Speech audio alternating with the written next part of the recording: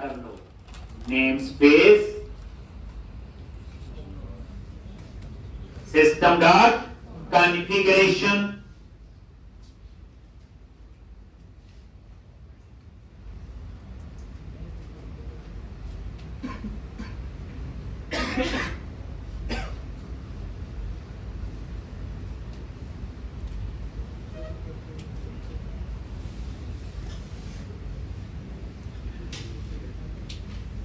System dot configuration.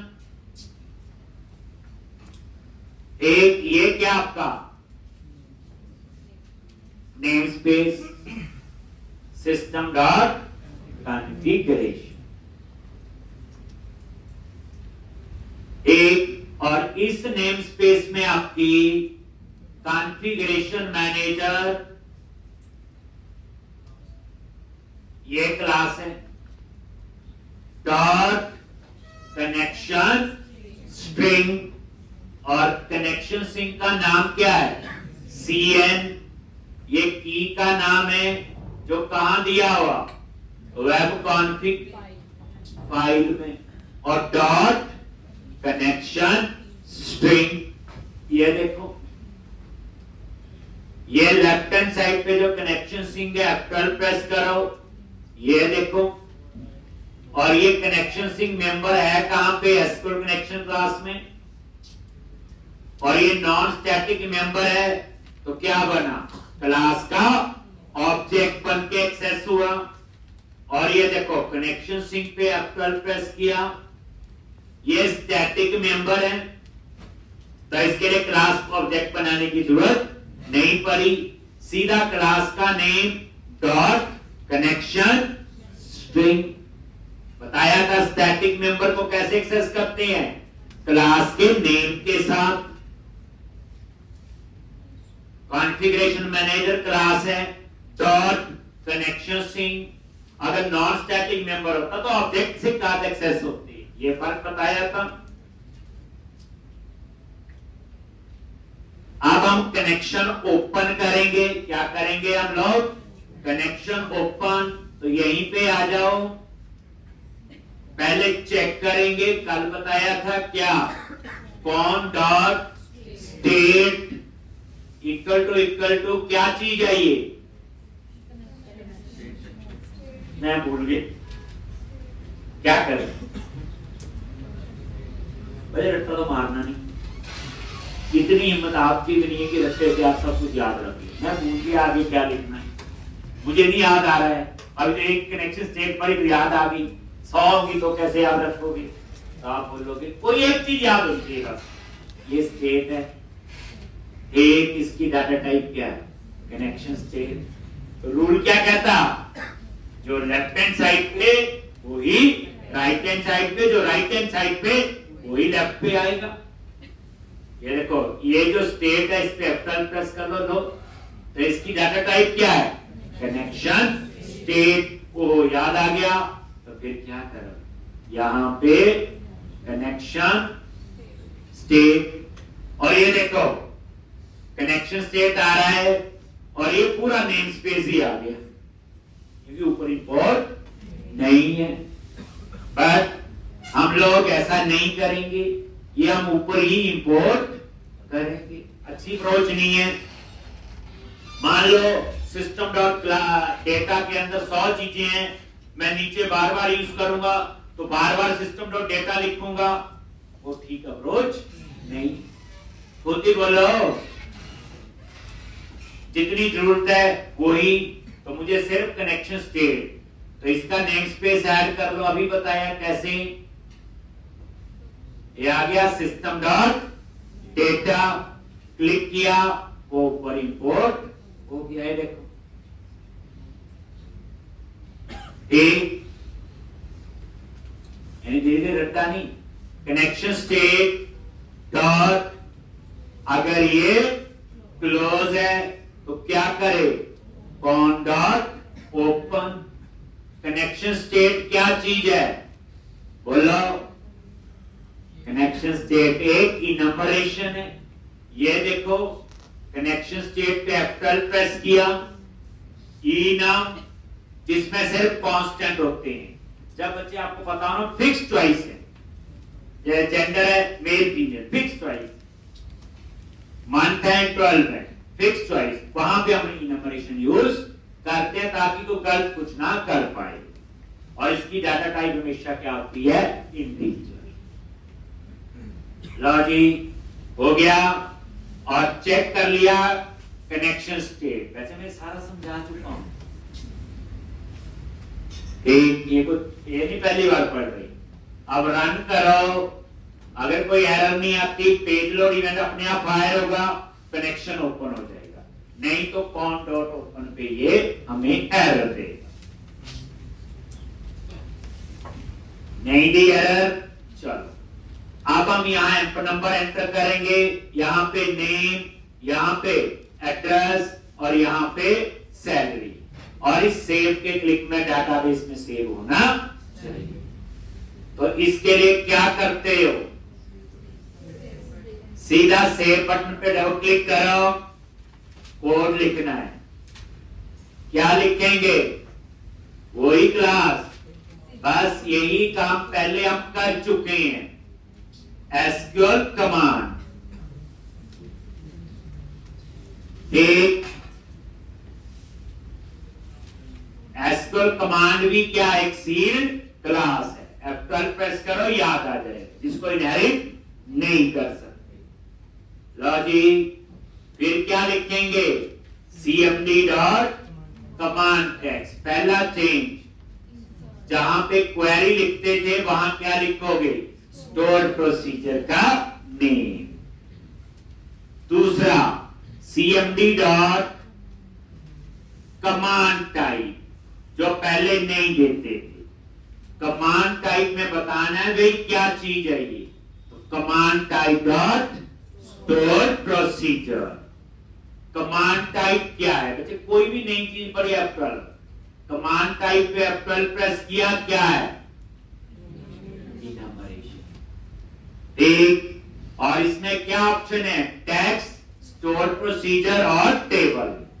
तो अगर आप कमांड टाइप नहीं देते तो बाय डिफॉल्ट टेक्स्ट होता था। क्या होता था, बाय डिफॉल्ट टेक्स्ट। इसलिए सिंपल क्वेरी के चक्कर में हमें देने की जरूरत नहीं पड़ी। यहां पे आपको देना पड़ेगा command type dot store procedure, उसके बाद बाकी सेव हो। सिर्फ 2 लाइन का फर्क है, जहां कमांड टेक्स्ट में क्वेरी थी वहां स्टोर प्रोसीजर और एक एक्स्ट्रा लाइन लिखनी है कमांड टाइप। फिर तो पता क्या लिखते हैं, कनेक्शन फॉर्म। वीकेंड का बच्चे याद रखना, वीकेंड का टारगेट ये होता है, हमारी क्लास तो मंडे टू फ्राइडे होती है, सैटरडे इंस्टीट्यूट 9 से 4 ओपन होता है। टारगेट ये होता है जितना ये 5 दिन में पढ़ाया इसकी पूरे की प्रैक्टिस कम से कम 2-3 बार होनी चाहिए, रेगुलर डे में भी होनी चाहिए और वीकेंड पे पूरी दोबारा से होनी चाहिए, तभी फायदा होगा बच्चे। नहीं तो मुश्किल है, काफी बच्चे आते हैं इंटरव्यू में फंसे होते हैं, किसी को नौकरी मिल गई तो वहां काम करने में थके होते हैं। तो इसलिए जो मैं कहता हूं उस तरह से प्रैक्टिस करो, समझ के कोड लिखो। कनेक्शन हो गया, अब इंसेप्ट में जितने पैरामीटर हैं वही @ENO, और ये कहां से आएगा, टेक्स्ट बॉक्स 1 डॉट टेक्स्ट। अब ये पैरामीटर का नाम अपनी आंख बंद करके नहीं सोचना, जो इस स्टोर प्रोसीजर में दिया है। ना याद आए तो सर्वर एक्सप्लोरर में जाओ और अपना डेटाबेस देखो,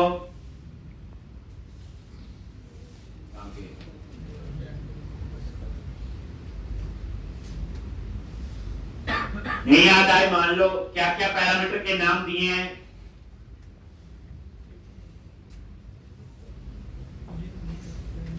देखो हम इनलाइन क्वेरी से पता चल गया स्टोर प्रोसीजर। कई बार बच्चे हम जॉब कर रहे होते हैं, मैंने देखा काफी बंदों का हाथ ना डाटाबेस में तंग होता है, तो आप जाते हैं इंटरव्यू देने, आप बोलोगे स्टोर प्रोसीजर अच्छी हैं, जैसे आप बताओगे बढ़िया होते हैं इनको यूज करो, कई लोग नहीं यूज कर रहे होते हैं। एक क्योंकि मेन तो लगती है ना, पहले डाटाबेस में बनाने पड़ेंगे, फिर कॉल करने पड़ेंगे। जैसे हमने पहले बनाए, वो सीधा इंक्वायरी लिखना वहां पसंद करते हैं। तो कई बार उनसे पूछो कि स्टोर भी क्यों नहीं यूज होते, तो उनका आंसर होता है अच्छे नहीं होते। तो आपने बताना है कि स्टोर प्रोसीजर अच्छे कैसे होते हैं और इनको यूज करना चाहिए। हम प्रोजेक्ट बनाएंगे, हम इनको यूज करते। जो भी बड़े साइज का प्रोजेक्ट बनेगा, देखो स्टोर प्रोसीजर, ये InSAP आ गया, इस पे राइट क्लिक कराओ और ओपन। जैसे InSAP पे राइट क्लिक करके ओपन किया,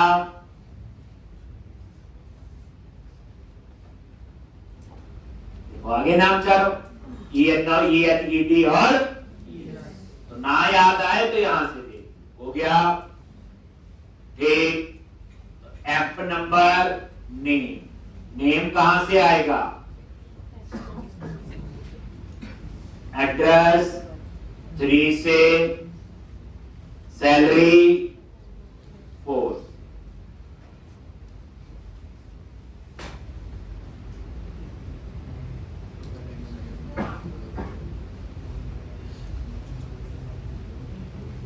ठीक, याद ही है तो चारों पैरामीटर पास कर दी, EN, ED और ES, और उसके बाद एग्जीक्यूट नॉन क्वेरी। ये इस बार स्टोर प्रोसीजर को एग्जीक्यूट करेगा। फिर एसक्यूएल कमांड क्लास ने जो रिसोर्स यूज किए वो फ्री कर देगा। उसके बाद ये टेक्स्ट बॉक्स को खाली करेगा। टेक्स्ट बॉक्स 1.text क्या लिखेंगे, string.empty। तो text box 2, text box 3, text box 4। कोई कॉपी पेस्ट नहीं करना, लिखना आप लोगों ने। और टेक्स्ट बॉक्स 1 डॉट फोकस, ताकि कर्सर टेक्स्ट बॉक्स 1 पे अपने आप आ जाए।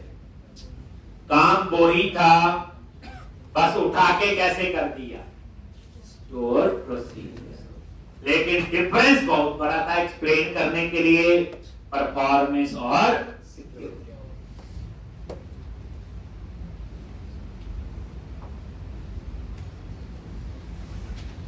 अब आपको पता चल गया, बाकी भी जितना कोड है यही चेंज होगा। सिर्फ पुराने कोड में 2 लाइन चेंज है, कमांड टेक्स्ट और कमांड टाइप, बाकी सेम कोड चलेगा।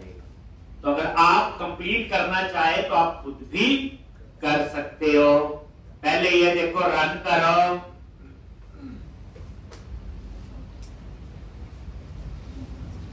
ये देखोगे एम्प नंबर, नेम, एड्रेस और सैलरी। सेव पे क्लिक किया, कोई एरर नहीं आई। सेव तो हुआ है, कैसे हुआ, स्टोर प्रोसीजर। अब हम लिखेंगे डिस्प्ले का कोड जो डाटाबेस से फेच करेगा और इस लिस्ट बॉक्स में डिस्प्ले करेंगे सिर्फ नेम। क्या डिस्प्ले करने हैं, नेम। तो ये लिख लिया पहले,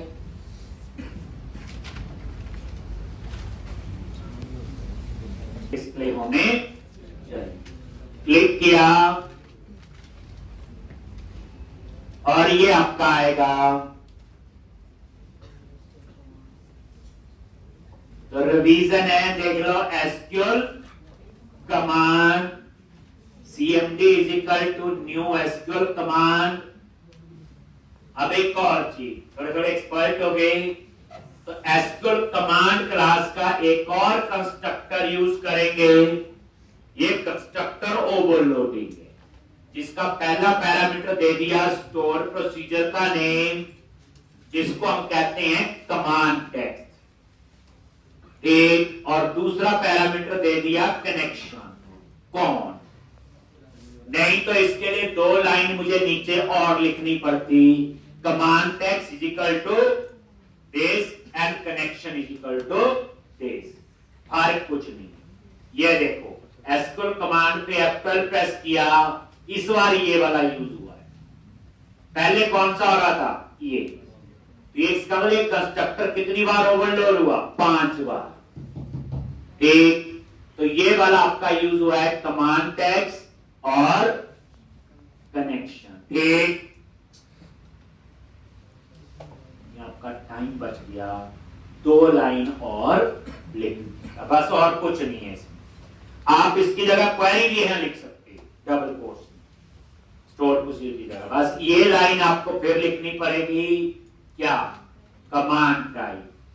अब आप बोलोगे ये भी ऊपर ही लिख दो कंस्ट्रक्टर में, ऐसा होता तो मैं जरूर लिख देता, अब माइक्रोसॉफ्ट ने नहीं दिया तो मैं क्या करता?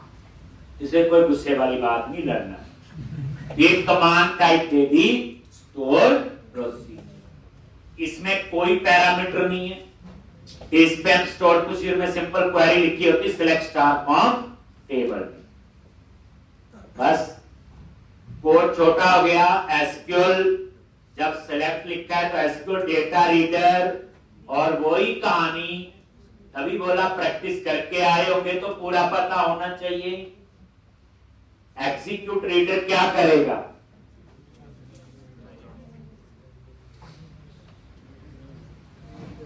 एक वही स्टोर प्रोसीजर को एग्जीक्यूट करेगा, उसका जो रिजल्ट आएगा उसका रेफरेंस डाटा रीडर में स्टोर करेगा। न्यू नहीं लगाते तो मेमोरी स्टैक में, और स्टैक में क्या आएगा? रेफरेंस। और ये डेटा आपने कहां दिखाना है? बोलो, लिस्ट बॉक्स में। तो बताया था लिस्ट बॉक्स में डाटा टेक्स्ट फील्ड में उस कॉलम का नेम जो लिस्ट बॉक्स में डिस्प्ले करना चाहते हो स्क्रीन पे नजर आए, और इसी तरह से डेटा वैल्यू फील्ड में उसका नेम जो स्क्रीन पे डिस्प्ले नहीं करना चाहते बट इंटरनली यूज करना चाहते। फिर उसके बाद list box 1 dot data source, कहां से डाटा आएगा, पर आता नहीं है। आता कब है? जब डाटा बाइंड को कॉल करते हैं। और उसके बाद डेटा रीडर को क्लोज कर दो, कमांड को डिस्पोज कर।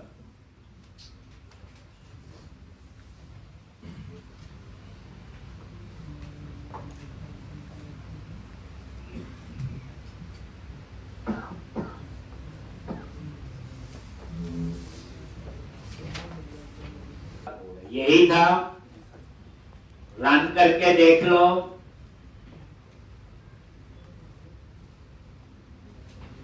और डिस्प्ले पे क्लिक करोगे, ये ठीक, तो ये एक बार लिख लो आप लोग। ठीक, तो अब आपके लिए काम है इसको कंप्लीट करके लाना है मंडे तक।